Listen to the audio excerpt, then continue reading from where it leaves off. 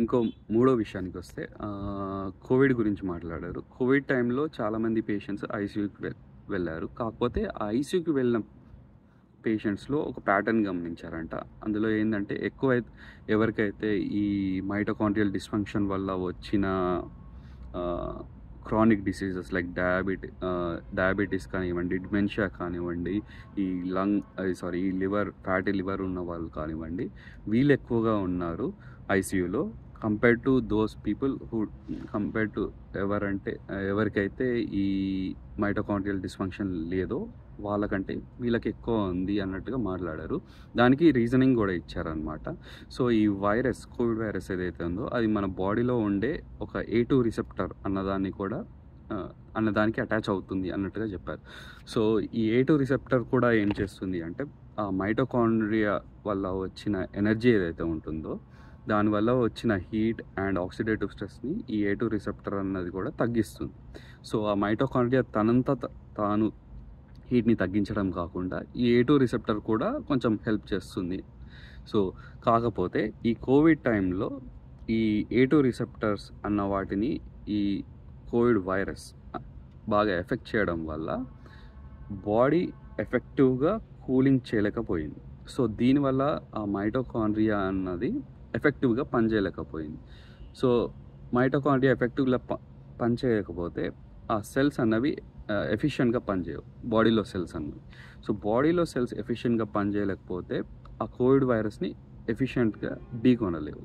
So దీనివల్ల Covid patients ఎవరైతే diabetes, dementia వీటితో బాధపడుతున్నారో వాళ్ళందరూ ఐసీయూకి వెళ్ళారు compared to people who had high levels of vitamin D అన్నట్టుగా వాళ్ళు ఇనిషియల్గా కనుక్కున్నారు.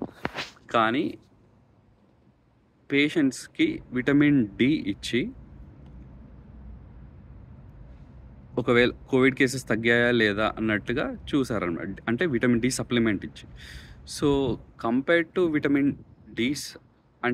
విటమిన్ డి సప్లిమెంట్ ఇచ్చినప్పటికీ కూడా పేషెంట్స్లో ఎక్కువ మార్పు లేదంట compared to vitamin D from sunlight. So ఇది ఎందుకు అని ఆలోచిస్తే విటమిన్ డి ఒకటి మాత్రమే కాదు, ఈ ఇన్ఫ్రారెడ్ వల్ల వచ్చిన ఈ మైటోకాండ్రియల్ ఎనర్జీ ఎఫిషియన్సీ ఏదైతే ఉందో దీనివల్ల కూడా బాడీ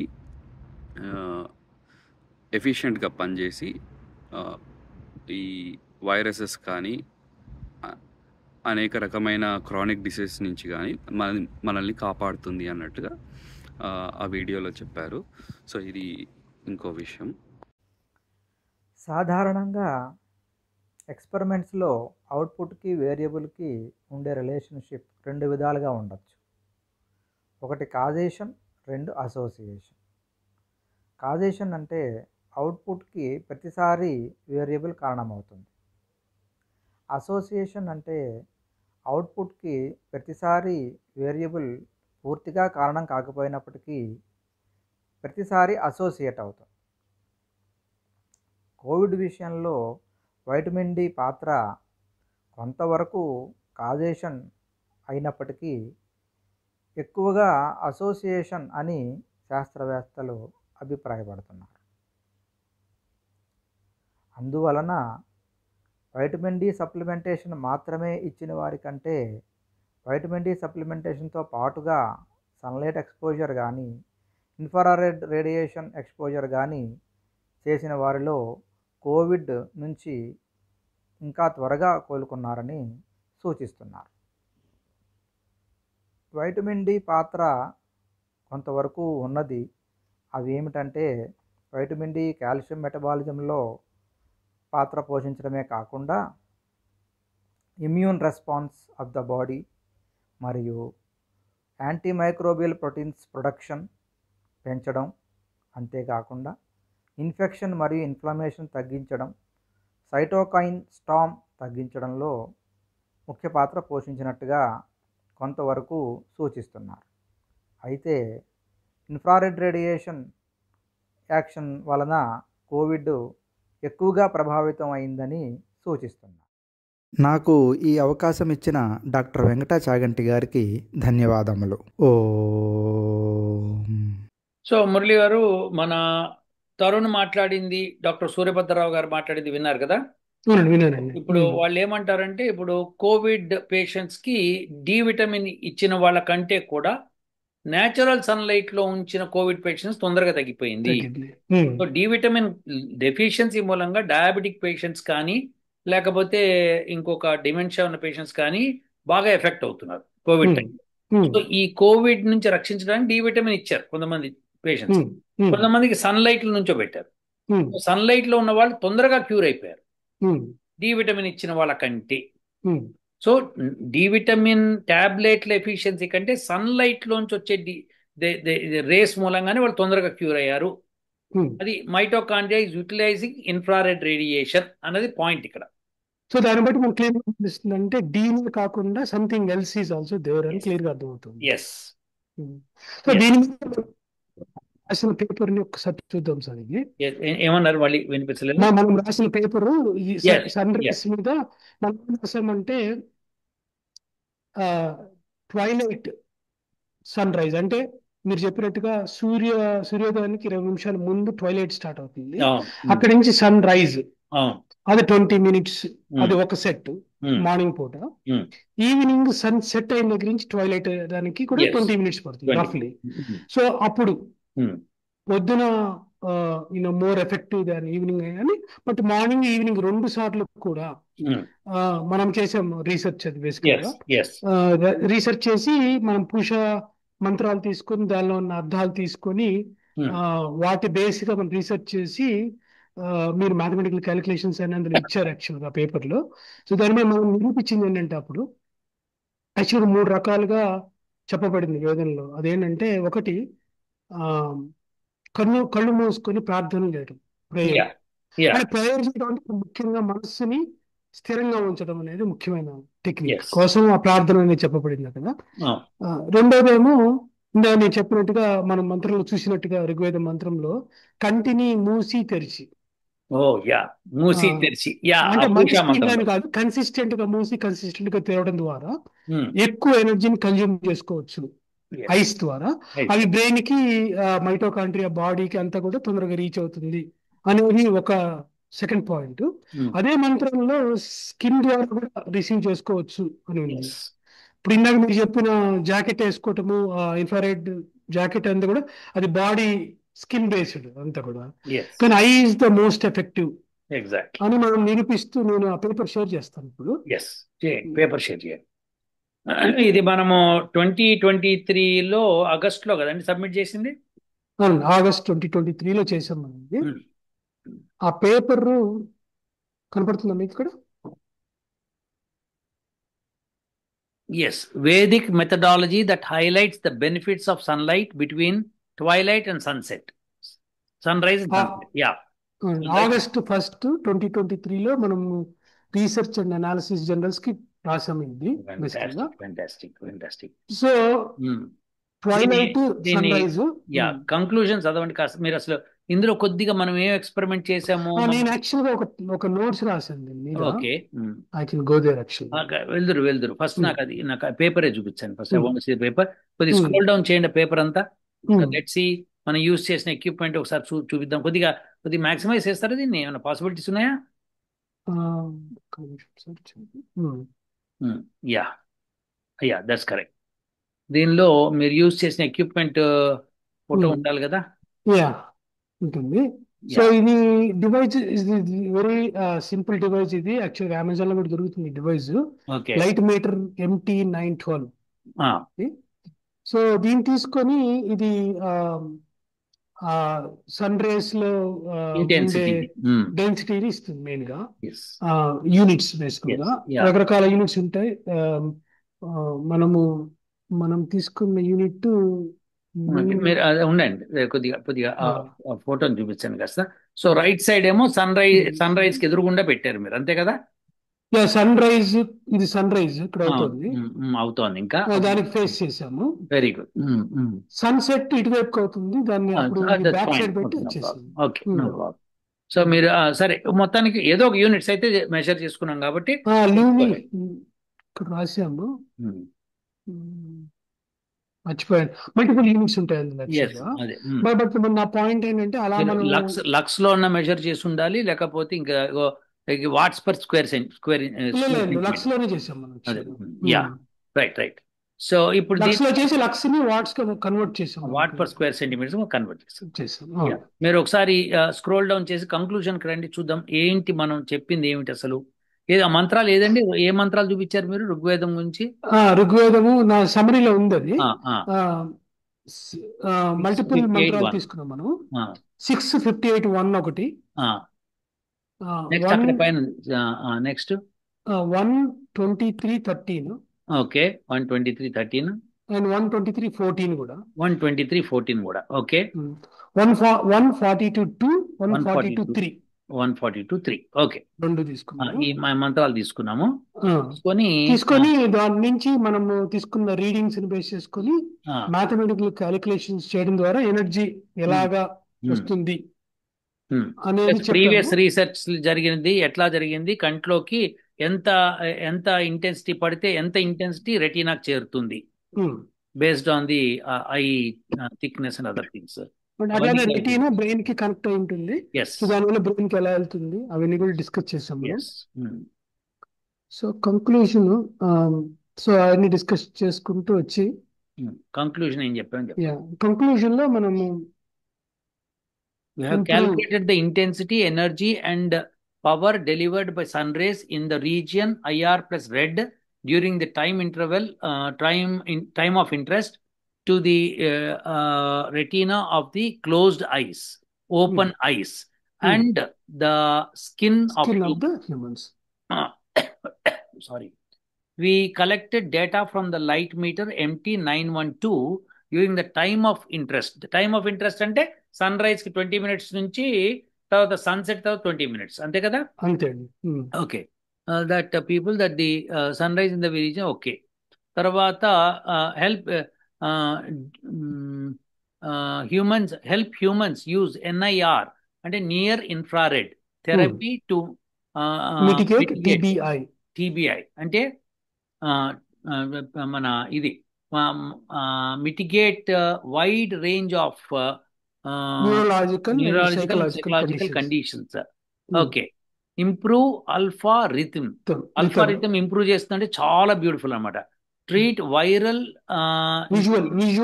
న్యూరలాజికల్ మాక్సిమైజ్ చేస్తే బాగుంటుంది.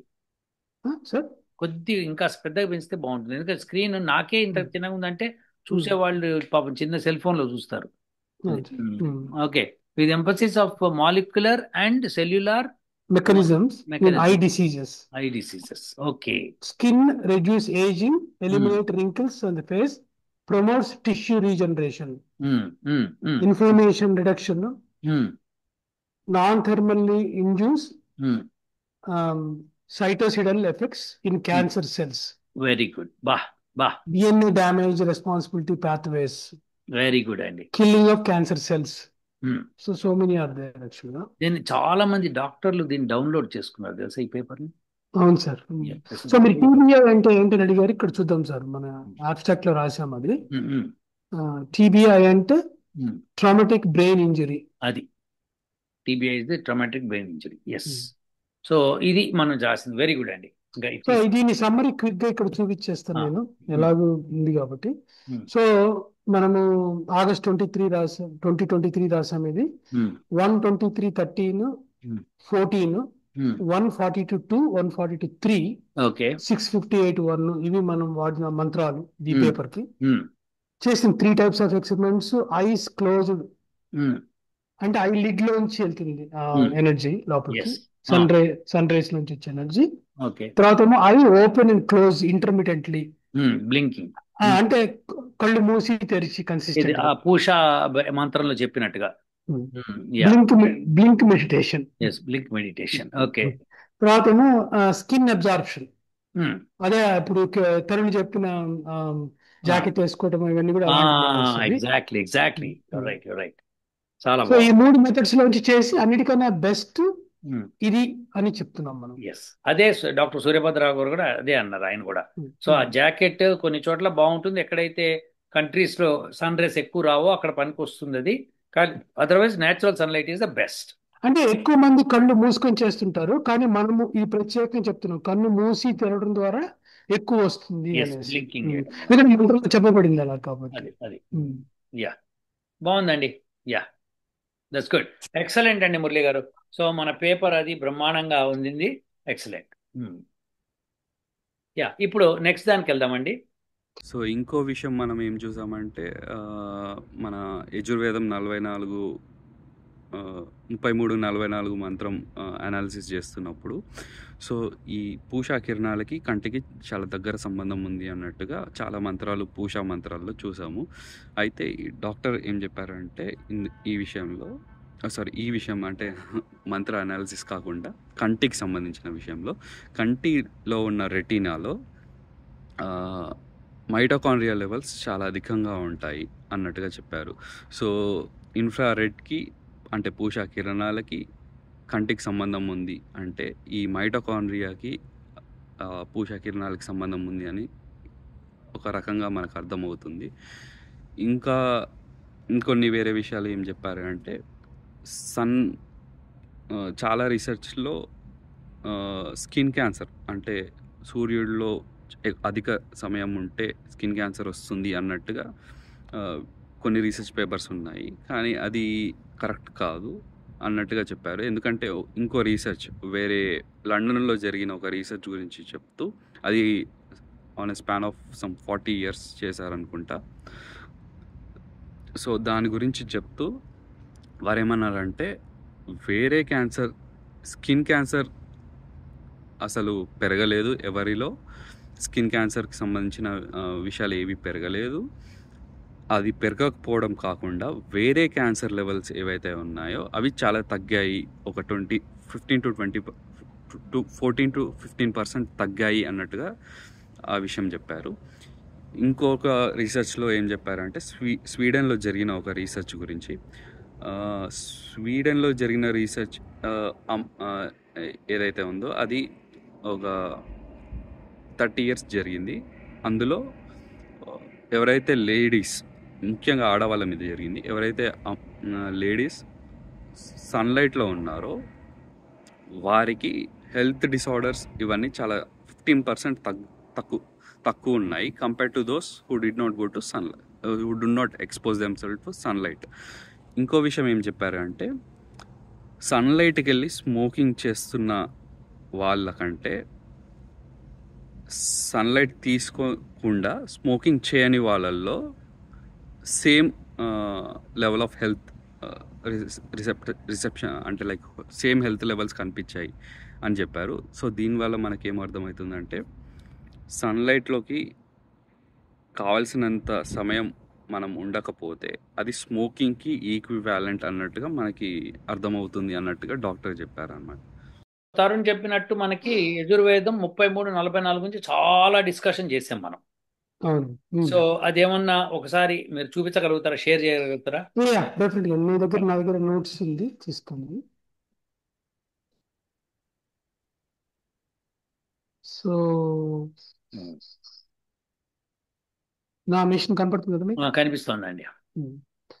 సో ఇది యజుర్వేదము 33-44 మనం ఒరిజినల్ గా రీసెర్చ్ స్టార్ట్ చేసిన మంత్రం ఇది.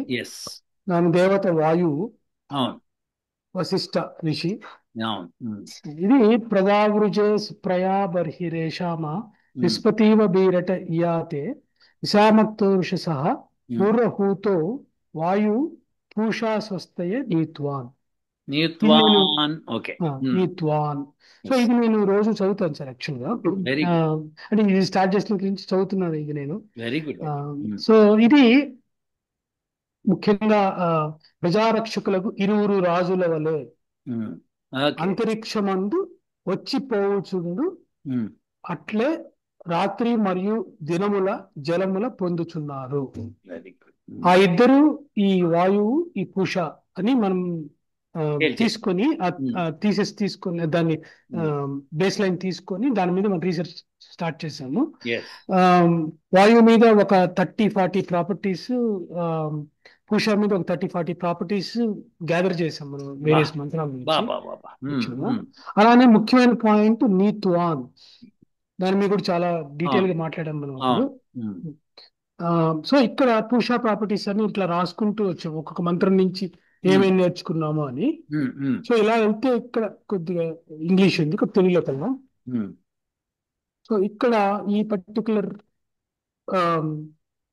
అధర్వణ వేదము 12:1:36 దీని ప్రకారంగా, అట్లానే ఋగ్వేదము 1:23:14 ఆ పేపర్ లో రాసిన మంత్రం ఇదే. దీని ద్వారా ఇక్కడ మన ఋతువుల గురించి చెప్తున్నాం. సంవత్సరంలో ఉండే ఋతువుల్ని రోజుల్లో ఉండే ఋతువులతో కంపేర్ చేస్తున్నాం.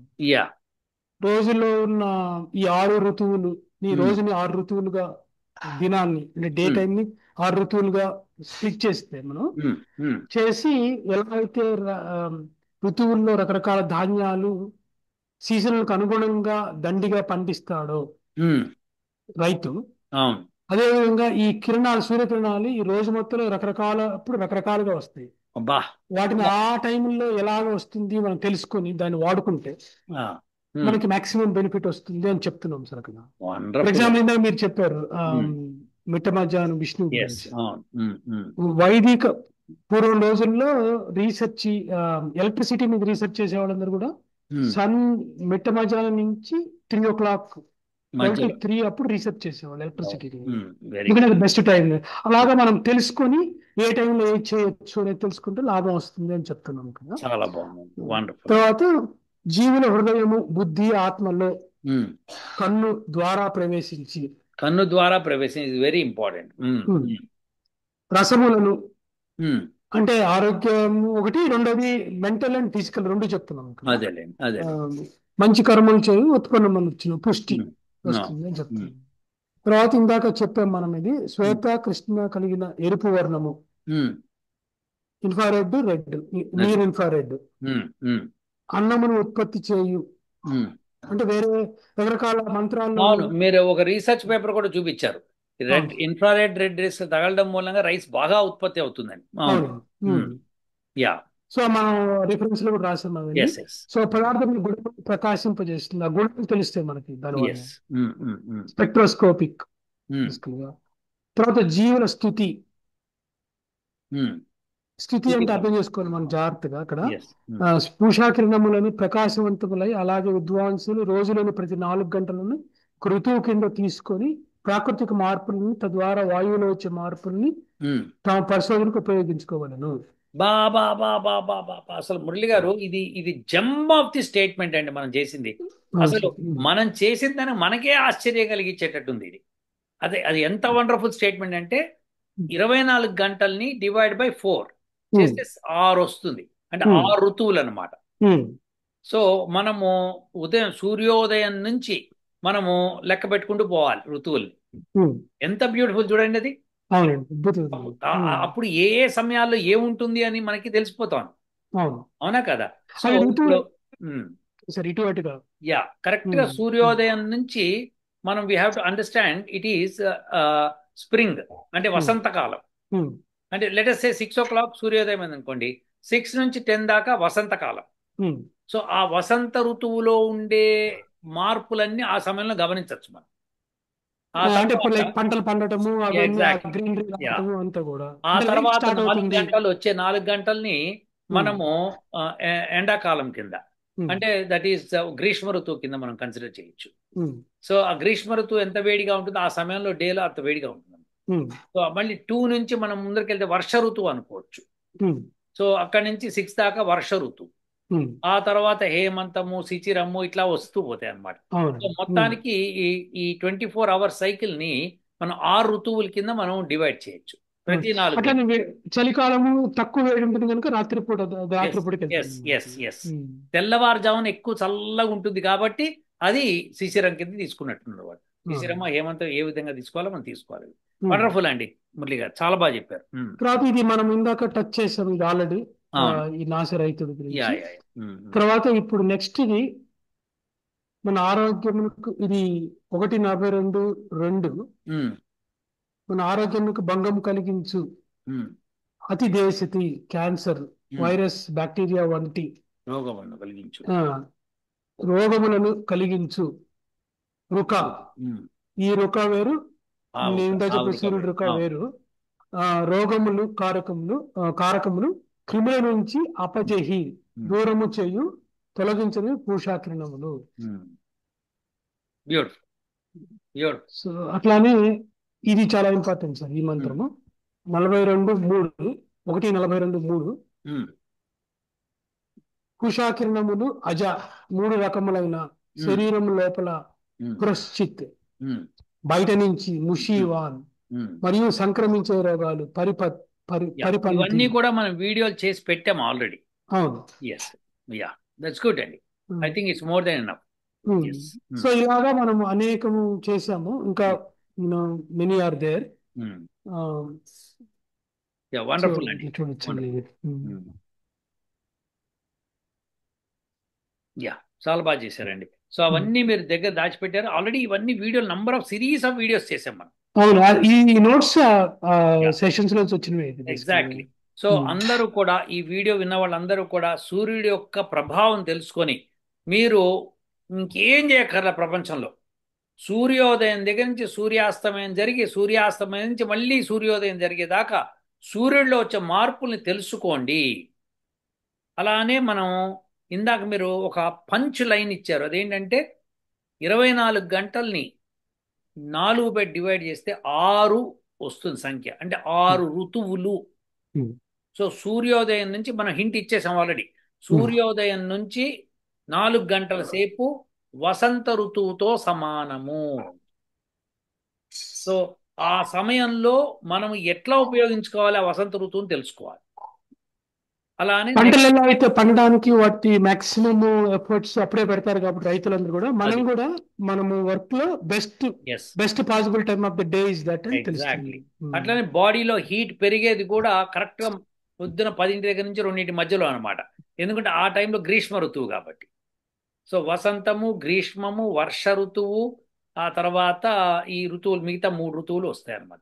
సో ఈ 6 ఋతువుల్ని తెలుసుకొని సమయ సందర్భంగా మనం ప్రవర్తిస్తే మనకి విపరీతమైన ఆరోగ్యం.